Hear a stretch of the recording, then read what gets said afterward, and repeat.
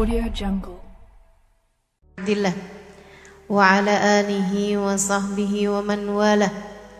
Subhanaka la ilma lana illa ma 'allamtana innaka antal alimul hakim. Rabbi shrah li sadri wa yassir li amri wahlul 'uqdatan min lisani yafqahu qawli. Amma ba'du. Alhamdulillah, sama-sama kita hormati, kita muliakan Ibu Bupati Pandeglang yang hari ini tak dapat hadir. Kita doakan semoga segera diberi kesehatan. Juga sama-sama kita muliakan Ibu Asda II, Ibu Hajah Nuriyah, dan pimpinan Pondok Pesantren Umi Tatu serta Ketua DWP Kabupaten Pandeglang, juga para kepala OPD. OPD itu organisasi perangkat daerah, juga para istri dari kepala OPD.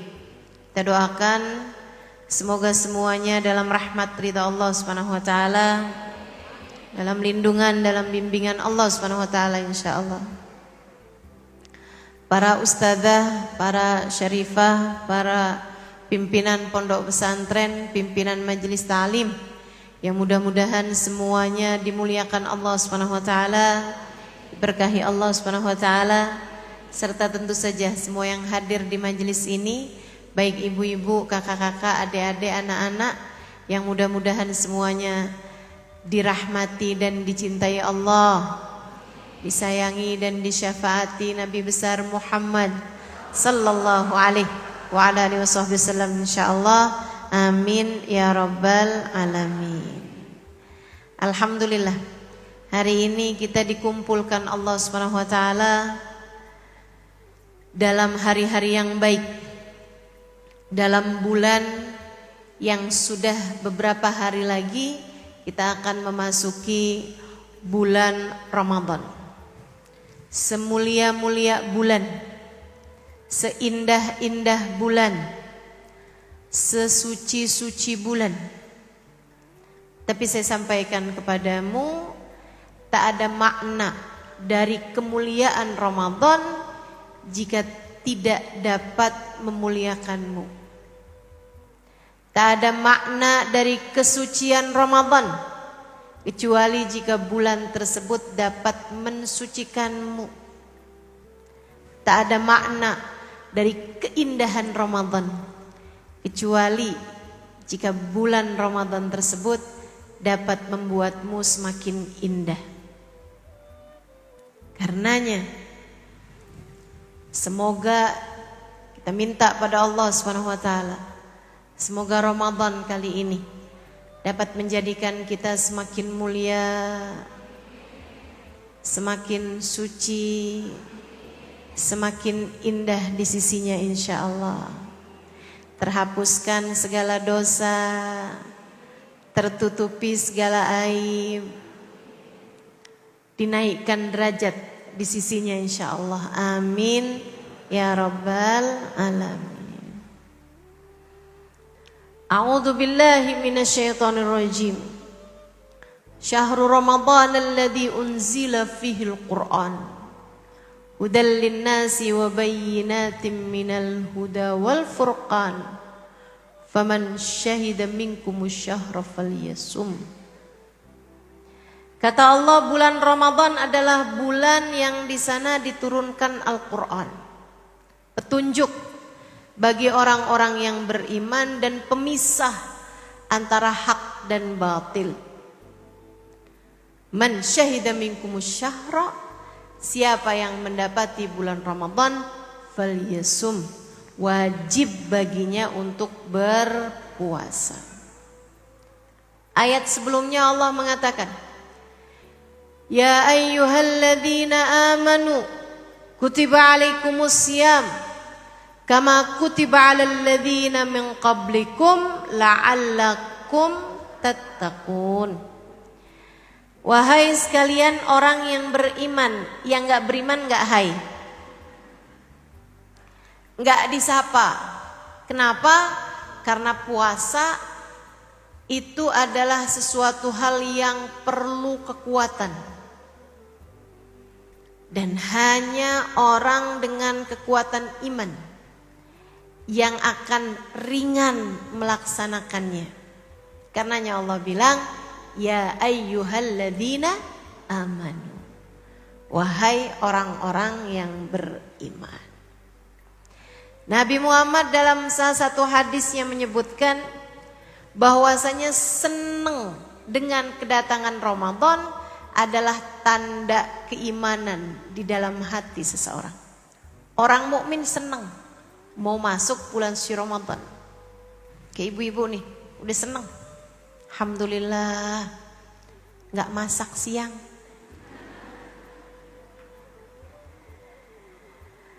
Alhamdulillah, bulan puasa. Hawanya beda ya Bu ya. Nggak tahu kenapa gitu. Ibadah lebih ringan, baca Quran lebih banyak. Ya bukan begitu? Masya Allah. Alhamdulillah. Taraweh 20 rakaat tambah witirnya 3 rakaat. Ringan dikerjakan kalau bulan puasa. Coba hari lain suruh nambahin 2 rakaat aja, berat banget hitung-hitungan. Biasa duha 2 rakaat atau 4 rakaat, disuruh nambahin 2 rakaat lagi biar 6 rakaat. Udahlah, amal ibadah tuh lebih baik sedikit tapi istiqomah daripada banyak tapi akhirnya besok-besok jadi berat mengerjakan. Cuman suruh nambah 2 rakaat, suruh nambahin 2 rakaat tahajud, beratnya luar biasa. Tapi bulan suci Ramadan 20 rakaat, gak ada di antara kita yang meninggalkannya. Insya Allah. Saudaraku sekalian yang saya muliakan, senang dengan datangnya bulan suci Ramadan tanda keimanan di dalam hati seseorang, sebagaimana dimafhumkan dari ayat tersebut, dari hadis tersebut, bahwasanya orang kalau nggak senang dengan datangnya bulan suci Ramadan, tanda ada nifak di dalam hatinya, kemunafikan di dalam hatinya. Semoga Allah jauhkan kita darinya. Ramadan aja nih, perasaan belum lama Ramadan tahun lalu, udah datang Ramadan lagi aja. Gak ada apa ya planet yang gak ada Ramadannya gitu. Gak seneng mau datang bulan suci Ramadan. Kenapa kamu gak seneng? Gak bisa ngerujak siang-siang. Kalau hujan gak bisa makan Indomie pakai rawit. Masya Allah. Teman-teman saudaraku sekalian yang saya muliakan, ya ayyuhalladzina amanu, kata Allah, diwajibkan wahai orang yang beriman. Kutiba alaikumusiyam, diwajibkan atas kalian berpuasa. Kama kutiba alal ladzina min qablikum, sebagaimana telah diwajibkan atas umat sebelum kalian. Jadi yang puasa ini bukan cuma kita. Ma min nabi illa wasyuri'at alaihimus shaum. Tidak ada satupun nabi diutus melainkan syariatnya ada puasanya. Pasti. Dari Nabi Adam ada puasanya, Nabi Nuh ada puasanya, semua umat-umat sebelum kita tuh ada puasanya. Termasuk juga Nabi Isa alaihissalam ada puasanya, meskipun memang yang dapat kewajiban 1 bulan penuh puasa itu hanyalah kita umat Islam. Yang lain-lain beda-beda. Nabi Adam kabarnya puasanya Ayyamul Bid, 3 hari selama sebulan. Kalau 3 hari selama sebulan, 12 bulan sama dengan 36. Kurang lebih sebulan juga kan? Lebih malahan dari sebulan. Bahkan puasanya Nabi Allah Dawud alaihi salam, sehari puasa, sehari enggak, sehari puasa, sehari enggak. Jadi setiap nabi itu punya kewajiban puasa meskipun berbeda-beda. Kita diwajibkan oleh Allah Subhanahu wa taala puasanya 1 bulan penuh selama bulan suci Ramadan. Kama kutiba 'alal ladzina min qablikum la'allakum tattaqun. Kalau kalian kerjakan puasanya dengan baik, kalian akan jadi pribadi yang bertakwa. Saudaraku sekalian yang saya muliakan, dijanjikan sama Allah kalau kamu puasa Ramadannya benar, kamu akan jadi orang yang bertakwa. Sekarang mari kita lihat diri kita. Saya yakin yang hadir di tempat ini, Ramadan kali ini bukanlah Ramadan yang pertama di mana dia melaksanakan kewajiban puasa Ramadan. Udah jadi Ramadan kita yang kesekian. Mungkin ada yang udah 11 kali Ramadan sejak balik, mungkin ada yang sudah 20 kali Ramadan sejak balik, mungkin malah ada yang lebih 30-40 kali Ramadan. Pertanyaannya, adakah kamu telah menjadi pribadi yang bertakwa? Apa sih takwa? Takwa itu ringan hati mengerjakan taat, berat hati mengerjakan dosa. Ringan hati mengerjakan taat, ringan hati menjauhi dosa, itu takwa. Adakah kita telah menjadi pribadi yang bertakwa? Matamu beratkah untuk melihat tontonan yang haram? Matamu beratkah untuk melihat orang lain dengan pandangan menghina, ataukah begitu mudah matamu itu melihat hal-hal yang diharamkan Allah, melihat orang lain dengan pandangan merendahkan? Kalau iya gimana tuh Ustazah? Artinya mata kita, matamu, mata saya belum jadi mata yang bertakwa. Telinga kita, ringankah mendengarkan kebaikan? Ringankah, beratkah mendengarkan kemaksiatan? Kalau ringan dua-duanya gimana nih? Ya itu berarti takwanya baru setengah. Demikian pula dengan lisan. Adakah lisan kita telah menjadi lisan yang bertakwa? Lisan yang suruh baca Quran ringan, suruh baca dzikir ringan, mau ngerjain sholat ringan, mau sholawatan ringan, mau ngomongin orang berat, mau bohong nggak bisa. Adakah? Adakah? Saudaraku sekalian yang saya muliakan, pribadi yang bertakwa, tanganmu menjadi tangan yang bertakwa, enggak bisa ngambil sesuatu hal yang tidak menjadi hakmu. Enggak bisa buat mengambil sesuatu hal yang tidak diberikan secara sukarela kepadamu. Tangan yang bertakwa nih, kalau nemu duit di saku suami pasti dibalikin. Kenapa gitu? Tangannya bertakwa, gak bisa sama yang haram-haram.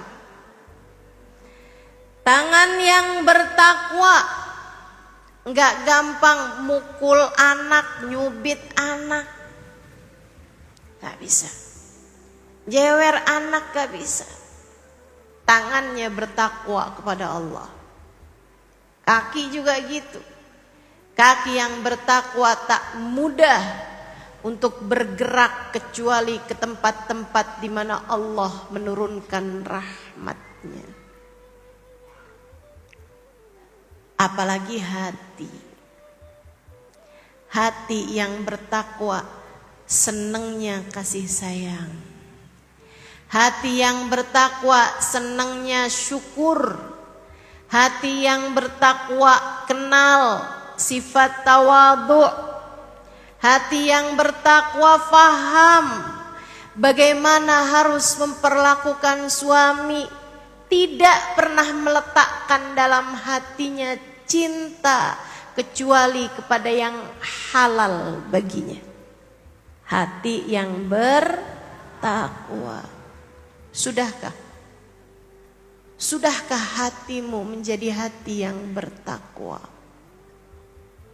Jika kamu ngerasa saya kok kayaknya masih berat ya, suruh baca Quran berat, bangun malam tahajud berat, kalau ngerjain dosa ringan bener, nih mulut gampang banget, mau ngatain orang gampang, mau ngomelin suami gampang, mau ngomelin anak, nyubit, mukul gampang. Kenapa begini keadaan saya? Padahal saya puasa juga. Kalau bulan Ramadan. Artinya ada sesuatu yang harus kita benahi dari Ramadan kita. Teman-teman, ibu-ibu suiku sekalian yang saya muliakan, saya berasa sebagai orang yang memperhatikan. Saya tinggal lama di satu negeri, 5 kali Ramadannya saya jalani dari tahun 1998, 99, 2000, 2001, 2002, 2003 malahan. Ada 6 kali Ramadan saya jalanin di kota Tarim, Hadramaut, Yaman. Saudaraku sekalian, saya lihat orang-orangnya kalau bulan Ramadan, saya kayak nggak ngelihat manusia tapi kayak ngelihat malaikat. Ibadah mereka luar biasa. Saya ingat dulu saya tinggal di rumah kontrakan, depan rumah saya tuh suka kalau sore-sore ada pemuda-pemuda pada suka nongkrong, remaja gitu, 18-19 tahunan mungkin gitu, pada suka nongkrong depan rumah saya, karena depan rumah saya tuh pertokoan. Nah, itu rumah saya di atasnya toko, sampingnya masjid, Masjid Al-Bar namanya. Walaupun mereka nongkrong depan rumah saya, nggak ada ceritanya tuh godain perempuan gitu, nggak ada. Perempuan jalan, sit, apa kabar neng? Nggak ada tuh, nggak ada. Tapi ya mereka nongkrong gitu, pinggir jalan. Sampai di bulan Ramadan mereka nggak ada ceritanya nongkrong. Terus satu hari abang saya, waktu itu saya tinggal masih sama abang saya, nanya gitu, kamu tau gak anak-anak remaja yang di depan rumah kita biasa nongkrong? Saya bilang iya. Bulan Ramadan gini mereka gak pernah nongkrong loh. Iya ya, tuh pada kemana? Kamu pernah denger gak bacaan Quran yang dibaca di masjid ini kalau malam? Saya bilang iya. Karena masjidnya itu satu tembok sama rumah saya. Jadi bahkan ketika mereka nggak pakai mikrofon sekalipun, suaranya yang di masjid itu kedengeran jelas di kamar saya. Satu tembok. Saya bilang iya, saya sering dengerin bacaan Quran mereka baca habisnya tarawih. Dibilang, kamu tahu nggak, yang baca Quran di masjid ini anak-anak remaja yang biasa nongkrong-nongkrong di depan toko itu, depan pertokoan, itu yang baca Qurannya. Setiap malam habis tarawih mereka baca Quran sampai sahur. Mereka membaca setiap malamnya 10 juz Al-Quran. Itu remajanya, anak mudanya. Kamu bisa bayangkan para ulamanya. Kamu bisa bayangkan orang-orang solehnya. Nahn ma nanam illa ala ghafawah. Kata guru kami ketika diajukan jadwal bulan puasa, di antara jadwalnya itu malam sholat taraweh, habis pulang sholat taraweh, ada dars, ada pelajaran sampai sekitaran jam 1 malam.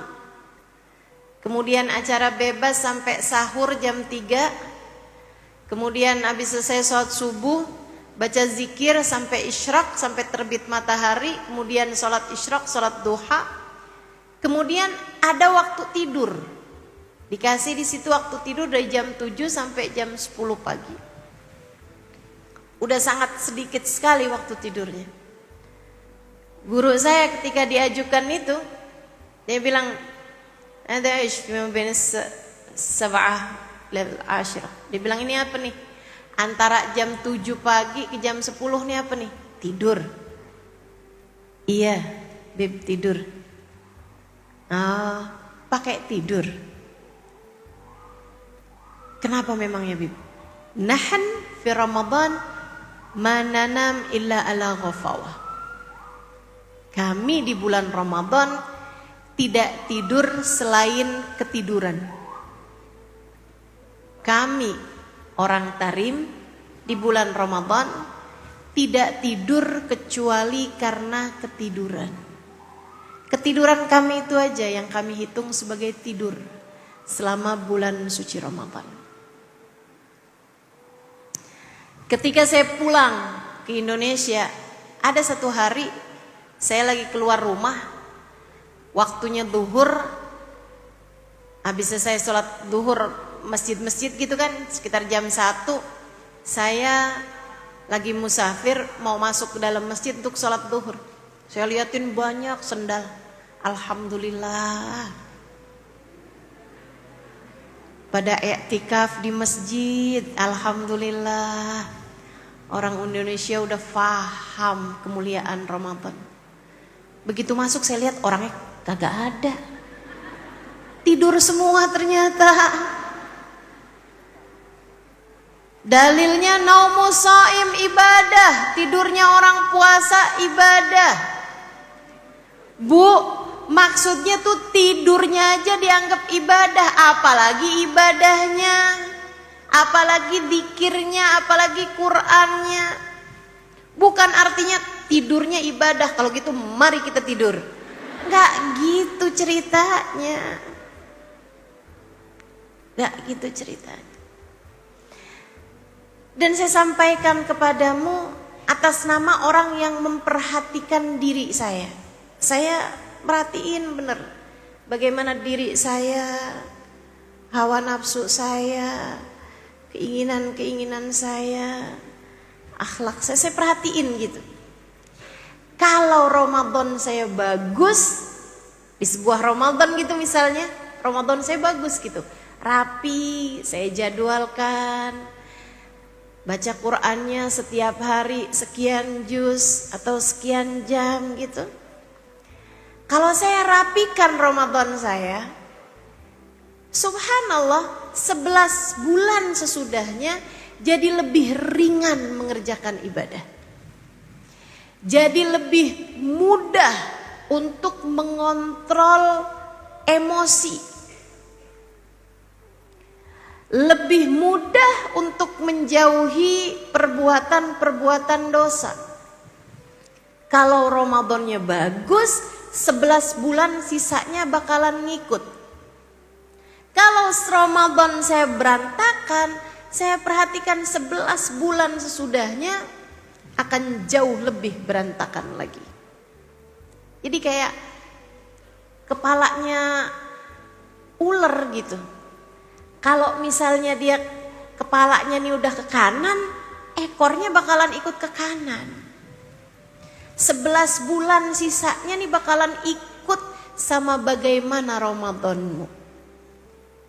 Itu sebabnya Nabi Muhammad sallallahu alaihi wasallam menyampaikan Ramadan ila Ramadan kafarah lima bainahuma. Dari Ramadan ke Ramadan berikutnya ngapusin dosa di antara tengah-tengahnya, jadi penjagaan sampai berjumpa Ramadan berikutnya.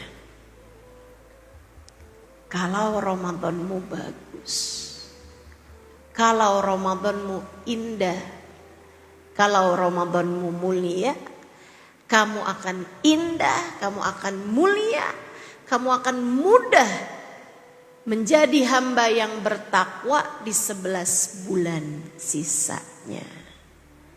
Jadi untuk siapapun yang tertarik dengan akhirat, kusampaikan padamu untuk siapapun yang tertarik dengan surga,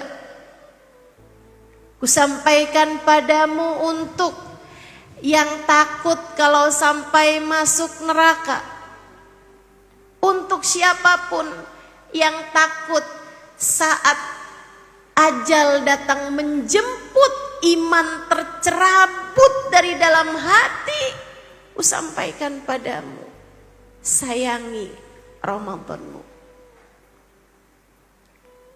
Sebab kita harus jadi orang yang bertakwa untuk bisa selamat hidup di hari akhirat nanti. Bukankah Allah SWT mengatakan wa tazawwadu fa inna khairaz zadit taqwa, maka berbekallah kalian dan ketahuilah bekal yang terbaik adalah takwa. Bu, Dek, saya ada dengar satu ungkapan yang sangat menyeramkan ketika saya dengar dari guru saya, Sayyidil Habib Umar bin Hafiz. Beliau mengatakan tentang baginda kita Nabi besar Muhammad, innahu tahir wa tahir la yandur ilaihi illa tahir. Sesungguhnya Nabi Muhammad adalah manusia yang suci. Kita tahu semua itu. Kita semua tahu itu. Nabi Muhammad manusia yang suci, jauh dari segala perbuatan dosa, tak pernah melakukan apapun yang membuat Allah murka. Selebihnya Allah selalu memandangnya dengan pandangan penuh rahmat, penuh cinta. Kata Habib Umar bin Hafid, guru saya, wala yanzur ilaihi illa tahir. Dan Nabi Muhammad yang suci ini tak ada mata yang dapat memandangnya di akhirat kecuali mata yang suci juga. Kecuali mata yang suci juga.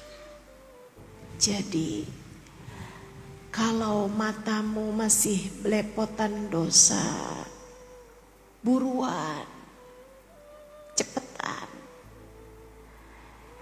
dimintakan ampunan biar gugur dosa-dosanya, dan dipakaikan penjagaan biar enggak lagi bikin dosa di masa-masa berikutnya.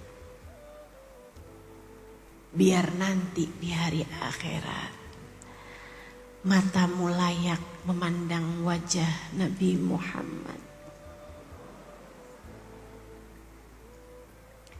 Kamu pikir hidupmu yang tersisa buat apa?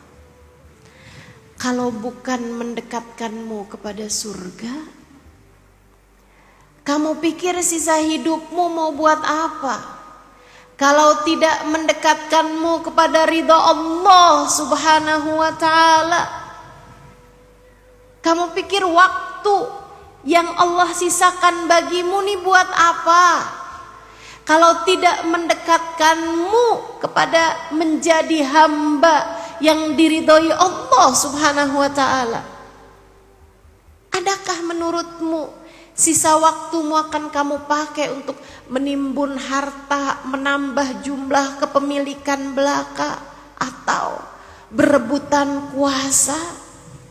Sesuatu hal yang begitu kamu mati tak akan pernah menjadi pertanyaanmu dalam alam kubur nanti.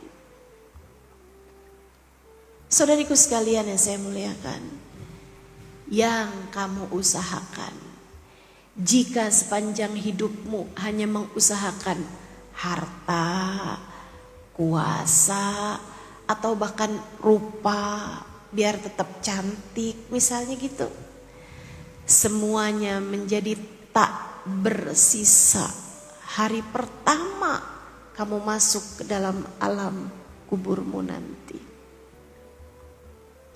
Begitu kamu masuk dalam kubur, tak ada satu butir cincin pun bisa kamu masukkan ke dalamnya.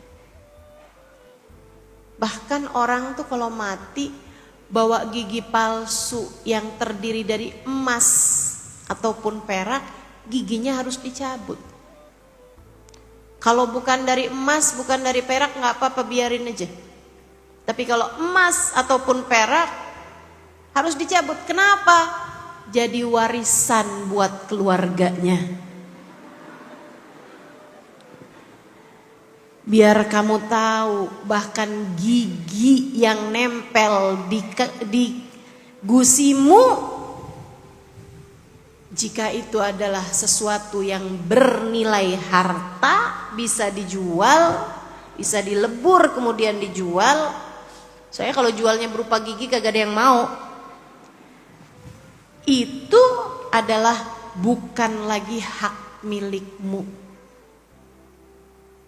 Saudaraku sekalian yang saya muliakan, ngapain bela mati-matian sesuatu yang begitu kamu masuk ke dalam alam kuburmu gak akan pernah kamu bawa ikut serta. Yang pasti-pasti aja, kamu mati menghadap Allah, kamu mati menjadi umat Nabi Muhammad semoga.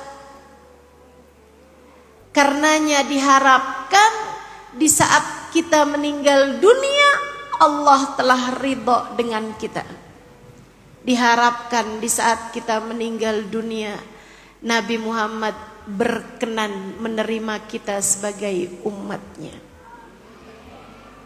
Itu sebabnya kamu perlu bekal. Kamu perlu bekal. Saudara sekalian, orang tuh kalau berbekal kan menyesuaikan lamanya perjalanan. Saya kalau mau pergi 2 hari ya kopernya kecilan. Kalau mau pergi seminggu kopernya lebih besar lagi. Kalau mau perginya sebulan lebih besar lagi. Kalau mau pindah kita bawa semuanya. Ya kan begitu? Kita bawa semuanya kalau kita mau pindah. Dan sepengetahuan saya, sepengetahuan kita bersama, begitu mati gak ada yang balik lagi. Karenanya persiapkan sebanyak-banyaknya bekal menuju kematianmu. Dan Allah mengatakan bekal terbaikmu adalah takwa. Yang bisa kamu dapat, yang bisa kamu raih ketika Ramadanmu baik, ketika Ramadanmu indah. Yuk benerin Ramadan kita. Insya Ramadan tuh kalau bagus jadi penghapusan dosa atas seluruh anggota tubuh kita, teman-teman. Ramadan tuh kalau bagus itu ngapusin dosanya mata, ngapusin dosanya telinga, ngapusin dosanya lisan, tangan, kaki, perut, farji. Memangnya kalau hari-hari biasa nggak ada ampunan Ustazah? Banyak juga, tapi ada waktu-waktu khusus. Nih kayak sekarang kita duduk di majelis nih, Ini ampunan banyak turun nih sama kita nih. Makanya hidup jangan jauh-jauh dari majelis. Setiap kali kita mengerjakan sholat, kalau sholat kita bagus, sholat kita khusyuk, kalau kita mengerjakan sholat dengan berjamaah sekurangnya, itu juga jadi penghapusan dosa. Karenanya memang ada penghapusan dosa tuh yang jatuhnya harian, ada penghapusan dosa yang jatuhnya mingguan, dan ada penghapusan dosa yang jatuhnya tahunan. Penghapusan dosa yang jatuhnya harian, sholat, kata Nabi Muhammad, as-salah ila salah kafarah lima bainahuma. Dari satu sholat ke sholat yang lain yang ngapusin dosa di antara tengah-tengahnya. Tapi ada banyak dosa-dosa yang gak kehapusan dengan sholat. Apalagi mengingat sholat kita khusyuknya masih rada jauh gitu kan. Perlu yang lebih besar.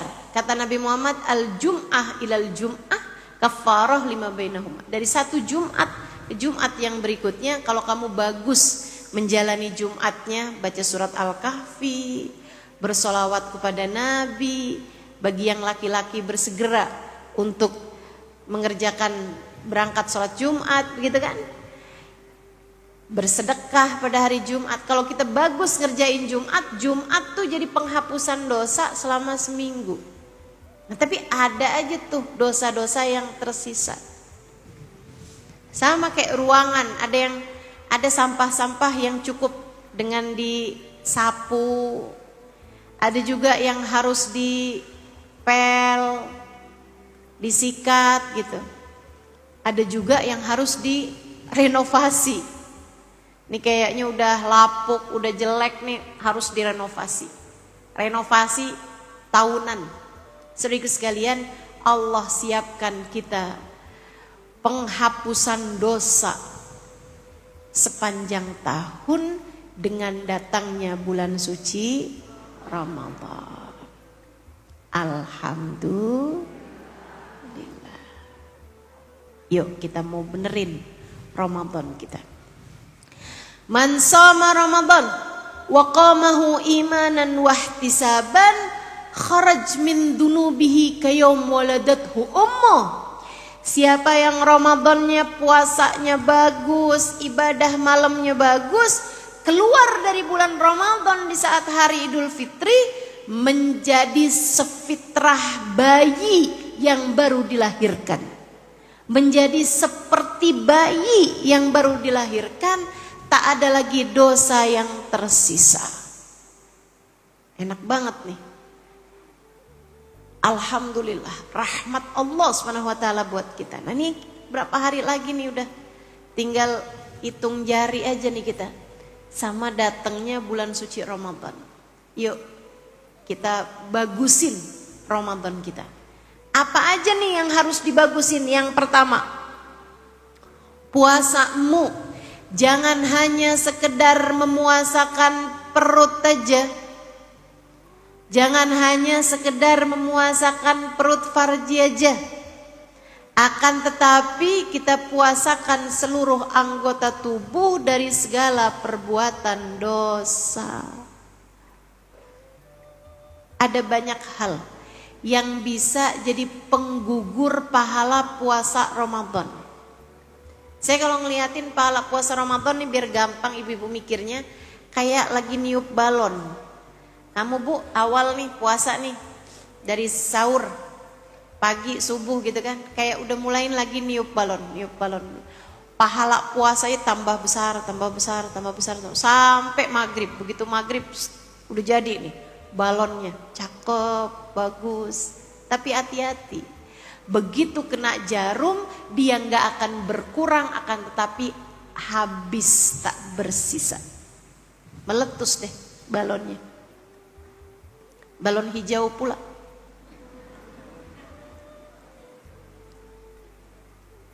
Akhirnya kan hati jadi kacau.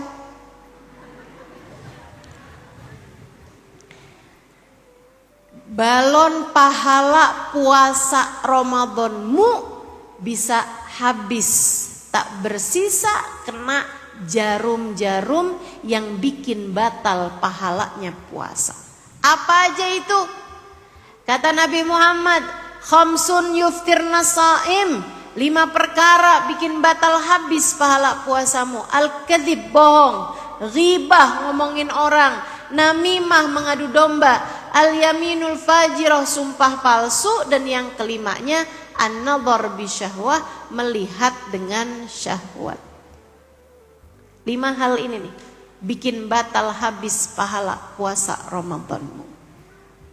Hati-hati, hati-hati. Jangan bohong.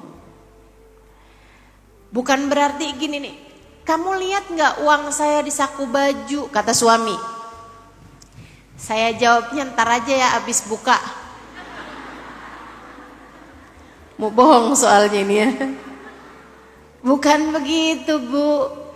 Pahala itu kalau berlipat ganda karena waktu, maka dosa juga berlipat ganda di waktu tersebut. Kayak Ramadan tuh, pahala segala sesuatu berlipat-lipat ganda. Begitu juga kalau kita ngerjain dosa. Bahkan para ulama mengatakan ada banyak di waktu-waktu Ramadan di mana amal ibadah berlipat ganda hingga 1000 kali lipat. Kebayang nggak? Kalau kita mengerjakan kebaikan dilipat ganda 1000 kali lipat, takutnya bohong sekali kayak 1000 kali bohong, ngomongin orang sekali kayak 1000 kali ngomongin orang, ngambil duit suami sekali kayak 1000 kali ngambil duit suami. Ini kan repot nih. Saudaraku sekalian yang saya muliakan, hindari itu 5 dosa-dosa itu. Dan apapun aja, bikin sakit hati orang, marah-marah sama orang. Nabi Muhammad mengatakan innamas shaum junnah. Innamas shaum junnah. Sungguhnya puasa itu kayak benteng. Fa idza kana yauma shaumi ahadikum fala yarfus wala yafsuk wala yajhal. Kalau kamu lagi puasa, jangan ngomong kasar, jangan ngomong kotor, jangan ngata-ngatain orang. Fa in syatamahu ahad au qatalahu falyakul inni shaim. Tapi kalau kamu udah jaga diri tapi dikatain sama orang, diajak debat sama orang, jawab sama dia, maaf saya sedang berpuasa. Ngomongnya 2 kali kalau puasanya wajib. Yang satu ngomong sama diri sendiri, lagi puasa nih, lagi puasa nih, lagi puasa. Yang sabar, jangan jawab lagi puasa, lagi puasa. Yang kedua kita ngomong sama orang itu. Kalau orang itu adalah orang mukmin, orang muslim, maaf, kita kan lagi puasa nih. Udah gak usah ngeributin yang kayak beginian. Udah tinggalin aja. Jangan batalkan puasamu dengan kalimat-kalimat kotor, kalimat-kalimat keji yang keluar dari lisanmu, terutama kepada orang-orang yang ada di sekitarmu, terutama orang-orang yang Allah jadikan surgamu terkait dengan keridhaan mereka. Orang tua, Dek, yang baik-baik sama orang tuamu, yang baik-baik orang tua. Nih sebelum masuk bulan suci Ramadan, minta halal, minta ridha, minta ampun sama orang tuanya. Yang ada suami sebelum masuk bulan suci Ramadan, minta halal, minta ridha, minta ampun sama suaminya.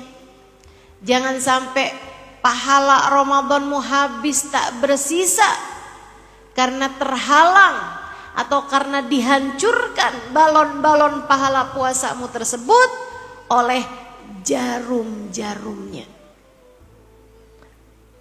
THR belum keluar juga nih.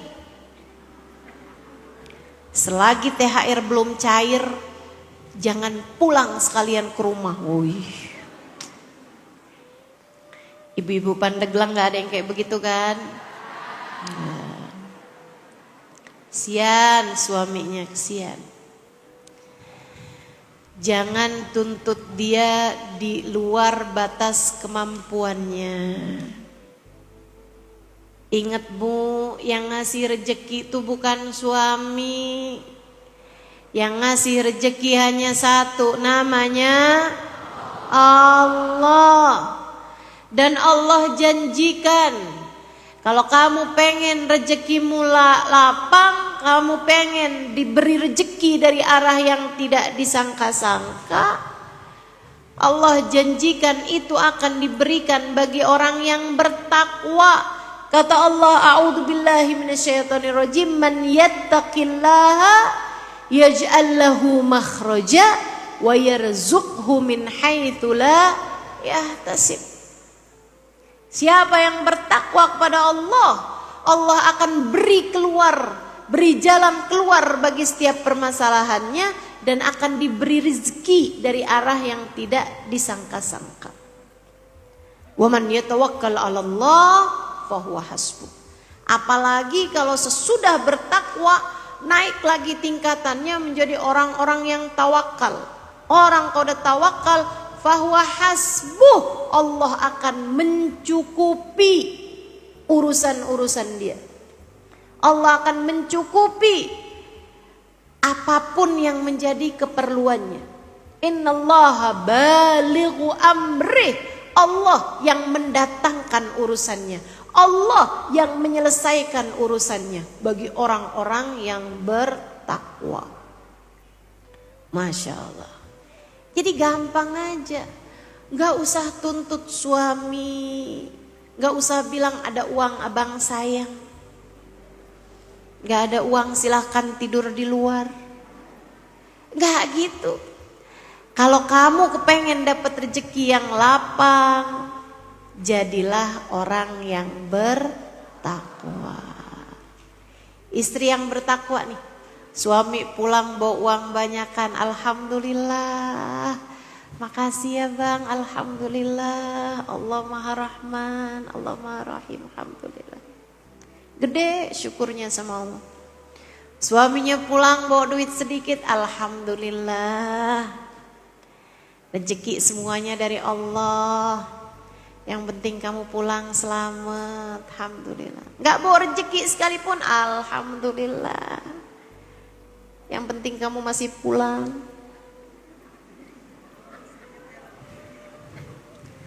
Rezeki semua dari. Ada dulu satu anak perempuan, keluarganya Hatim Al-Asam alaihi ridwanallah. Ada seorang ulama tapi gak punya. Ulama miskin punya anak perempuan banyak. Jadi dia kerja hari itu buat makan hari itu atau buat makan besok gitu. Orang gak punya. Satu hari Hatim ini, Hatim Al-Asam, diajakin haji sama ada seorang soleh yang kaya raya di kampung tersebut, ngajakin dia pergi haji. Ditanggung semuanya gitu. Bingung Hatim, dikumpulin anak-anaknya. Dia bilang, gimana nih nak, bapak nih diajakin pergi haji. Zaman itu gak pakai daftar, gak pakai kuota ya, dan bukan di negeri sini juga. Anak-anaknya semuanya yang, ya pak ada bapak aja gitu pas-pasan, apalagi gak ada bapak. Gimana pak nanti besok-besok pak kalau bapak pergi? Kecuali anaknya yang perempuan satu paling kecil. Dia bilang, bapak ada yang ngajakin pergi haji. Berangkat pak, alhamdulillah pak, berangkat pak, bapak gak usah khawatir. Rezeki kan dari Allah semuanya juga ya pak ya. Dikuatkan sama hatinya si anak yang paling kecil ini, akhirnya bapaknya berangkat juga. Iya juga ya, rezeki kan dari Allah semuanya, bismillah. Berangkat nih. Jadi nih di saat bapaknya berangkat, semua kakak-kakaknya nih nyalahin adeknya nih, gara-gara kamu nih dek nih. Bapak berangkat juga nih, liatin ntar besok-besok gimana nasib kita. Si adeknya senyum, biasa aja gitu, seneng aja dia. Alhamdulillah bapak berangkat pergi haji, alhamdulillah. Bapak nanti juga bisa ziarah ke makam Nabi ke Madinah. Alhamdulillah, makasih ya Allah. Alhamdulillah, makasih ya Allah. Senang diantara semua saudara-saudaranya yang pada pusing. Setiap kali saudaranya nanyain urusan besok kita makannya kayak gimana nih, dibilang, lah kan yang ngasih makan Allah, bapak kan cuma tukang makan. Yang pergi kan yang tukang makan. Allah yang ngasih kita makan kan gak pernah pergi. Ah kamu tuh ngomong bisa aja. Ntar liatin nih nanti kayak gimana nih nasib kita nih. Subhanallah. Beberapa hari kemudian di saat besok tuh mereka udah gak punya lagi makanan buat makan. Hari-hari mereka. Tiba-tiba lewat di situ seorang raja di negeri tersebut. Lagi lewat khalifah lagi lewat negeri tersebut. Allah kasih haus yang luar biasa pas di depan rumahnya Hatim. Dia bilang, Hatilma, coba airnya dong, saya kok haus banget ini ya. Ternyata airnya habis. Dia bilang, wah Tuan, air kita habis. Yang lain ada semua, bekal makanan ada, roti ada, gitu ya. Kacang-kacangan ada, semua ada nih. Uang juga banyak mereka punya di perjalanan lawatan kenegaraan gitu. Tapi ternyata air habis, haus. Akhirnya mereka pun turun di rumah terdekat di situ, rumahnya Hatim. Ketok pintu, keluar nih. Dia bilang, baik ini ada raja kehausan. Oh baik. Disuguhkanlah sama mereka air. Ya kalau air mah, air doang makan ada ya. Biar miskin gimana juga. Suguhinlah air minum. Dari cara nyuguhin tuh kayak orang biasa nyuguhin tamu. Padahal biasanya kan kalau orang miskin gak biasa nyuguhin tamu nih. Tapi ini karena ulama, rumahnya seorang ulama. Ya namanya ulama kan memang biasa nyuguhin tamu. Jadi raja penasaran nih cara nyuguhinnya nih kayak orang biasa ketamuan. Tapi semua barang-barang di rumah tersebut sederhana gitu, nggak punya apa-apa gitu. Habis saya minum nanya, ini rumahnya siapa nih? Rumahnya Hatim. Oh, ulama tuh. Iya. Syekh yang suka ngajar itu, iya. Oh, mana syekhnya? Lagi berangkat pergi haji. Oh, kesiannya. Ini gimana nih keluarganya nih? Yaudah turunin. Semua bahan makanan kita semua. Uang-uang kita turunin semuanya. Diturunin semuanya sampai cukup buat bapak nyampe pulang tuh udah cukup tuh. Mereka tinggalin itu semuanya, kemudian mereka pulang. Si anak-anak pada turun kan, karena mereka perempuan. Jadi kan mereka gak nemuin nih tamu laki-laki. Begitu turun melihat, wah ada apaan nih? Ada gandum, kalau di kita ada beras gitu kan. Alhamdulillah nih mumpung beras lagi mahal. Ada yang ngasih beras, ada yang ngasih bahan makanan semua. Ada uangnya, ada ini itu segala macam. Pada kesenangan semuanya. Alhamdulillah, ternyata bener kamu ya dek ya. Allah tuh emang gak akan pernah kurang-kurang ngasih kita hambanya. Si adeknya kelihatan kayak mikir gitu. Ini kamu bawaan hasut nih, kemarin kita sedih, kamu seneng, giliran sekarang kita seneng, kamu sedih. Dia bilang saya gak sedih kok. Terus kamu kayak begitu kenapa? Saya cuma lagi mikir. Ada raja dunia ngelihat kita aja, kita dicukupin sampai sebegini. Gimana kalau Allah melihat kita senantiasa dengan pandangan kasih sayangnya. Dicukupin. Tenang. Kalau kamu ikut jalan Allah, kamu kerjain maunya Allah, urusan dunia kecil buat Allah cukupin. Bu, gak usah khawatir. Kamu hanya perlu menjadi hamba Allah subhanahu wa ta'ala yang salehah. Kamu hanya perlu menjadi hamba Allah yang bertakwa. Urusan duniamu bakal diberesin sama Allah. Urusan duniamu bakal diselesaikan sama Allah. Apalagi jika kamu dipandang Allah dengan pandangan kasih sayangnya. Raja dunia aja ngelihat orang bisa dicukupin berbulan-bulan. Gimana dengan raja dunia akhirat? Gimana dengan rajanya segala alam? Gimana dengan yang telah menciptakanmu? Jalla jalaluhu wa ta'ala azamatuh. Kamu kalau ada dalam kasih sayang Allah Subhanahu wa taala bakal dicukupin sama Allah Subhanahu wa taala. Bakal dicukupin sama Allah. Bakal dicukupin sama Allah. Apa sih yang paling kamu mau? Gampangnya urusan rezeki. Tenang. Kamu jalanin jalannya Allah, dicukupin rezeki kamu. Apa yang kamu mau?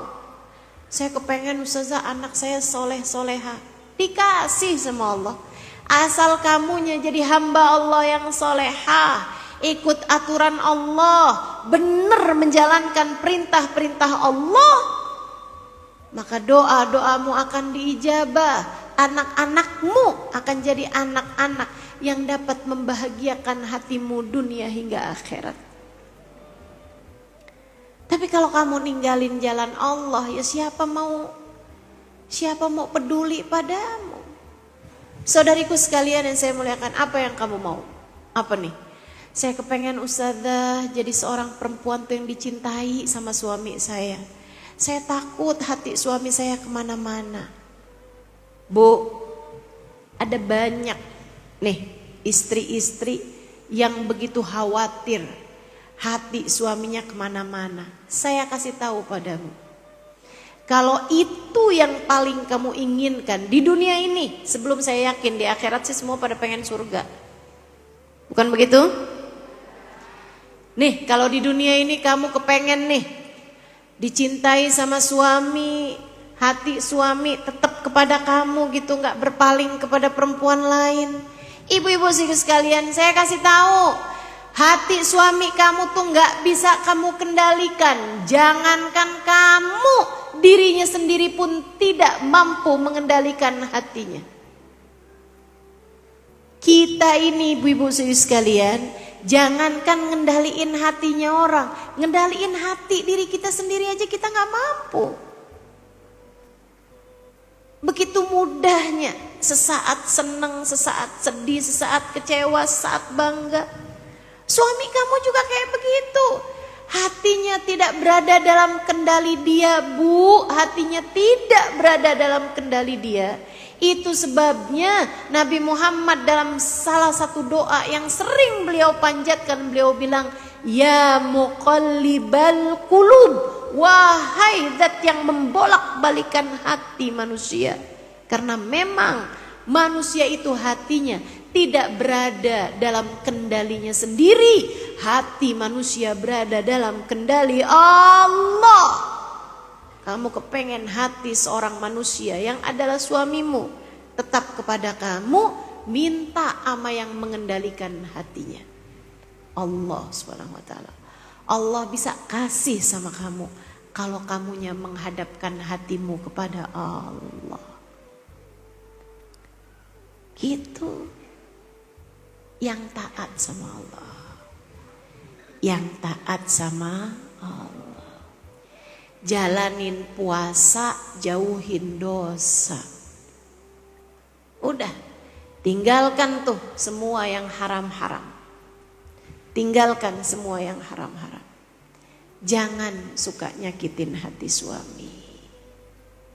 Jangan tuntut dia dengan hal-hal yang tidak mampu dia laksanakan. Kesian, kesian. Kesian suamimu tuh, Bu. Ibu gak kesian sama suaminya? Saya aja kesian sama suami saya. Kesian. Ibu tahu gak? Ada hadis bunyinya gini nih. Idza bata rajulun kalan min syughlih bata maghfurun lah. Kalau ada seorang laki-laki tidur malam dalam keadaan kelelahan karena seharian mencari nafkah buat keluarganya. Bisa jadi itu adalah suamimu, ya kan? Tidur malam dalam keadaan kelelahan. Sampai ngorok kadang-kadang tidurnya. Ngoroknya sampai segala macam bunyi-bunyian. Dari bunyi suara motor, sampai mesin pengebor. Suara apa lagi Bu biasanya Bu? Hah? Apa? Kodok. Saya nggak pernah dengar. Tren yang itu belum nyampe ke Jakarta kayaknya. Masih di Pandeglang ya, suara ngorok kayak kodok, nggak pernah dengar saya. Akan saya perhatikan lagi nanti. Masya Allah. Saudariku sekalian yang saya muliakan, ayyuma rajulin batakalan min syughlih.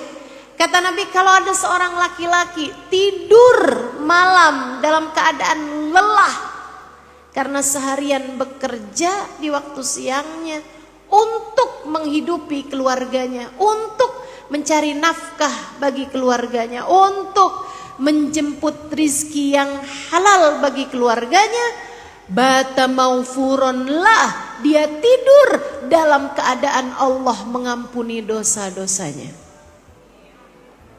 Kenapa bisa begitu ya Allah?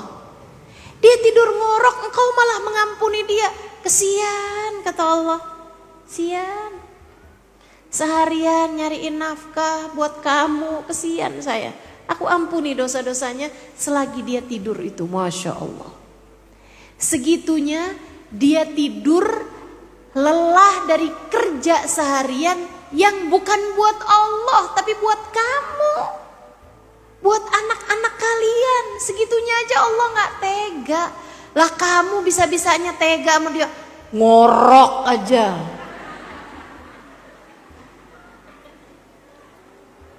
Tendang biar jatuh nih. Siannya. Ayo, sayangi suamimu, kasihani dia. Bulan Ramadan, jangan sampai ada kata-kata kita yang menyakiti hatinya. Berarti kalau sekarang gak apa-apa Ustazah, ya jangan. Ya, jangan. Ya, sejak sekarang kita usahakan minta maaf, minta halal, minta ridha sama suaminya. Demikian pula orang tua. Ini anak-anak yang masih ada orang tua, Dek, sebelum masuk bulan suci Ramadan, minta halal, minta ridha, minta ampun sama kedua orang tuamu.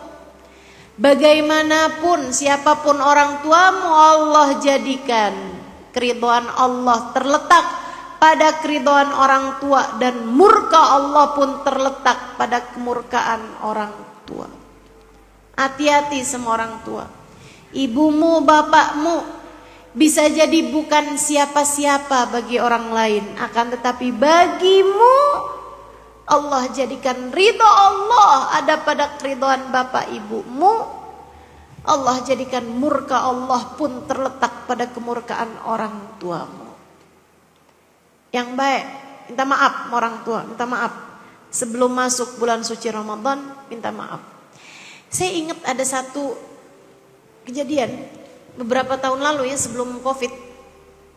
Ada satu orang perempuan jamaah yang biasa hadir di majelis saya gitu.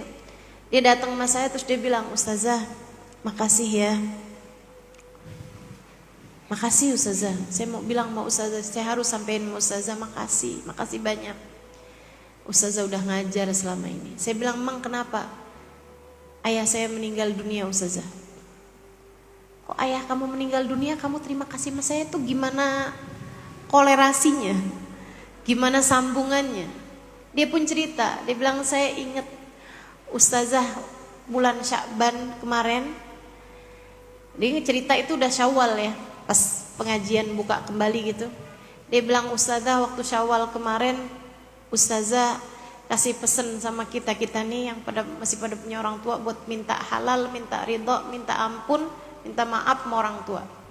Dia bilang, ibu saya udah meninggal Ustazah, saya hanya tinggal barengan sama bapak. Dia bilang, abisnya saya hadir majelis Ustazah tuh, malam hari itu saya bilang sama bapak saya, Pak, saya mau ngomong sama bapak gitu. Terus bapaknya serius gitu kan, kenapa nak? Dia bilang, Pak, saya minta maaf sama bapak. Saya banyak banget bikin salah sama bapak.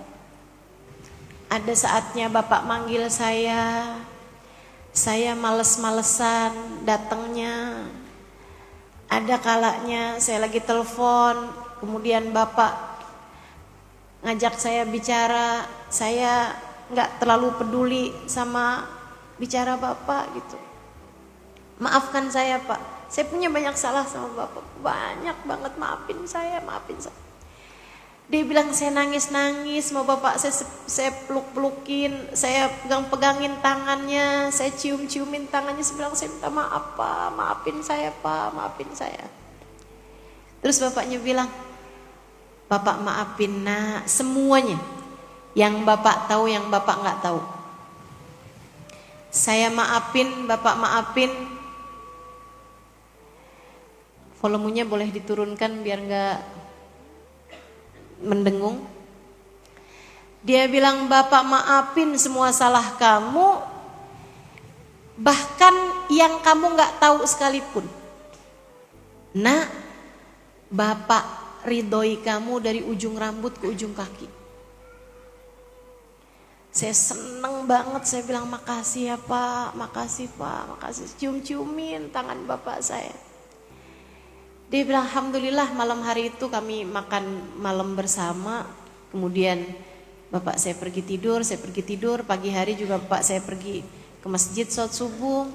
Habis selesai itu juga bapak baca zikir segala macam. Dia bilang, biasa bapak kalau waktu duha tuh tidur lagi sebentar gitu. Saya siap-siapin sarapan beliau, saya siap-siapin kopinya. Dia bilang biasanya jam 8, setengah 9 paling lambat, kok udah bangun. Ini kok gak bangun gitu. Saya liatin lagi, bapak masih kayak tidur nyenyak gitu. Saya tutup lagi pintunya, tapi kok sampai dengan jam 10 belum bangun juga gitu. Saya deketin bapak saya udah meninggal Ustazah. Dia bilang, Ustazah, kayak apa rasa nyesel saya kalau hari itu saya gak jalanin apa yang Ustazah sarankan untuk saya lakukan, meminta maaf kepada ayah saya. Dia bilang, makasih Ustazah udah ngasih tahu. Jadinya ketika ayah saya meninggal dunia, saya tidak punya penyesalan lagi. Sekurangnya saya sudah mendengarkan dengan telinga saya sendiri, bapak saya mengatakan, saya ridho sama kamu nak. Saya ridho sama kamu di ujung rambut sampai ke ujung kaki kamu. Orang tua. Ridho Allah terletak pada keridhaan mereka, murka Allah pun terletak pada kemurkaan mereka. Mudah-mudahan Allah kasih gampang kita buat dapetin keridhaan orang tua kita, insya Allah. Istri minta maaf sama suami sebelum masuk bulan suci Ramadan. Ya. Kita nih juga nih, sesama kita nih, saudara sama saudaranya saling memaafkan, teman sama temannya saling memaafkan, tetangga sama tetangganya saling memaafkan, biar kita lebih siap untuk masuk kepada bulan Ramadan, tidak menjadi orang yang terhalang dari rahmat yang Allah SWT bagi-bagikan pada bulan suci Ramadan nanti. Saudaraku sekalian yang saya muliakan, puasanya bagusin. Tarawih jangan ditinggal. Selalunya yang saya baca tentang fadilah-fadilah Ramadan, itu lebih mulia malamnya daripada siangnya. Siangnya kamu puasa, gitu ya. Kalau bisa tambahin dengan bacaan Quran, zikir dan seterusnya. Tapi waktu malamnya itu jauh lebih mulia daripada waktu siangnya. Jangan tinggal tarawih. Jangan tinggal tarawih. Jangan cari tarawih yang paling cepat. Jangan cari tarawih yang paling sedikit. Bulan Ramadan, bulan kita memperbanyak ibadah. Bulan Ramadan, bulan kita memperlama ibadah. Cari yang paling khusyuk ke dalam hatimu, cari yang paling enak bagi dirimu, kerjakan ibadah-ibadah di bulan Ramadan. Semoga Allah menerima amal ibadah kita, insya. Qurannya Bu, Qurannya di ayat yang tadi saya sudah sampaikan, syahrul Ramadan alladzi unzila fihil Quran hudal linnasi wa bayyinatin minal huda wal furqan. Bulan Ramadan, bulan yang di sana diturunkan Al-Qur'an. Bulan perbaikan antara kita dengan Al-Qur'an. Yuk, niatin dari sejak sekarang. Saya kepengen selama bulan Ramadan tiap hari baca 3 juz Al-Qur'an misalnya. Saya mau sehari 5 juz Al-Qur'an misalnya. Jangan juga yang saya ustazah tiap hari alhamdulillah 3 juz Al-Quran, bukan apukat. Alpukat, mangga, nanas ya. Enggak gitu, ayat-ayat Qur'annya. Yuk kita baca lagi Bu. Saya masih banyak ketemu orang-orang yang kalau datang bulan suci Ramadan tiap 3 hari hatam Quran. Masih ketemu saya orang-orang yang kalau datang bulan Ramadan tiap 2 hari hatam Quran. Saya bahkan pernah ketemu sama orang yang kalau datang bulan suci Ramadan hatam setiap hari Al-Qur'annya. Bukan Bu, bukan yang baca ayat, baca itu kan 3 kali baca Al-Ikhlas 3 kali kayak hatam Quran. Bukan yang kayak begitu. Tapi baca Quran beneran dari Fatihah, Al-Baqarah sampai ke Anas, ibu-ibu sekalian. Sehari sekali hatam Qurannya. Luar biasa. Wah ustazah kalau gitu saya sehari 10 juz Al-Quran. Boleh. Tapi jangan sampai bikin kamu gak ngapa-ngapain. Suami waktunya buka kagak ada makanannya. Anak-anak waktunya sahur kagak ada makanannya. Jangan gitu juga ibu ya. Walaupun tentu saja jangan buang banyak waktumu hanya di dapur. Sayang ibu ya. Nah ibu-ibu kalau sore-sore tuh misalnya lagi nyiapin makanan buka puasa, nyiapin makanan-makanan buat maghrib. Nah itu ibu-ibu juga daripada nganggur ibu buka YouTube, kajiannya siapa ibu dengerin gitu. Biar ada semakin banyak kebaikan-kebaikan yang ibu lakukan. Insya Allah. Atau sekurangnya ibu perbanyak zikir yang diajarkan baginda Nabi besar Muhammad sallallahu alaihi wa ala alihi wasallam. Kata Nabi Muhammad, perbanyaklah arba khisal, 4 jenis zikiran. Kata Nabi Muhammad alaihi wasallam, ithnatan turdun bihima rabbakum. 2 zikiran bikin Allah ridha sama kalian. Wa ithnatan wa khaslatan la ghina lakum anhuma. 2 perkara lagi yang sangat kalian perlukan. Wa ammallatan turdun bihima rabbakum. Adapun 2 hal yang bikin Allah ridha kepada kalian, antashhadun alla ilaha illallah, kalian menyaksikan bahwasanya tidak ada Tuhan kecuali Allah, wa tastaghfirunah, dan kalian beristighfar kepada Allah. Wa amalatan la ghina lakum bihima anhuma. Adapun 2 hal yang membuat yang kalian pasti memerlukannya, yaitu kalian minta surga dan kalian mohon perlindungan dari api neraka. Makanya di bulan Ramadan perbanyak membaca asyhadu an la ilaha illallah astaghfirullah nas'alukal jannata wa na'udzubika minan nar. Asyhadu an la ilaha illallah astaghfirullah nas'alukal jannata wa na'udzubika minan nar. Asyhadu an la ilaha illallah astaghfirullah nas'alukal jannata wa na'udzubika. Allahumma innaka afuwun tuhibbul afwa fa'fu anna. Allahumma innaka afuwun tuhibbul afwa fa'fu anna. Allahumma innaka afuwun tuhibbul afwa fa'fu anna ya karim. Perbanyak selama bulan suci Ramadan zikran tersebut.